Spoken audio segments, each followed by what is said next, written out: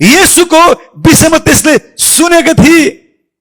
मतलब यो स्त्रीसँग 12 वर्षको रोग त थियो, तर यो स्त्रीले बैठकमा गएर सबै सम्पत्ति खर्च गर्यो र अवस्था झन्झन बिग्रियो। तर उसले के राम्रो काम गर्यो नि, अब उसले नि यीशुको बारेमा सुन्नु थाल्यो। यीशुले त त्यहाँ पनि निको पार्नु भएछ, त्यहाँ पनि निको पार्नु भएछ, त्यहाँ पनि निको पार्नु पर्यो, त्यहाँ त मरेको मान्छे जिउँदो पार्नु पर्यो, त्यहाँ त आँखा खोल्नु पर्यो, त्यहाँ त लङ्गडा हिँडाउनु पर्यो। ओ यीशुको बारेमा सुन्नु थाल्यो। स्त्रीले यीशुको बारेमा सुन्नु थाल्यो नि।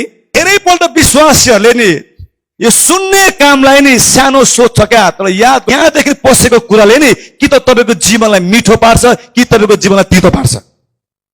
यस्तो कुरा हो। तपाईँले के सुन्दै हुनुहुन्छ? तपाईँ कसैलाई आएर भन्नुहोस् त, तिमी अब मर्छौ, तपाईँको नि अनुहार किचक्क हुन्छ। त्यस्तो कुरा हो यो सुन्ने सुन्ने सुन्ने विषय। त्यही भएर आज हामीले सुन्नु खाँचो छ प्रभुको वचन।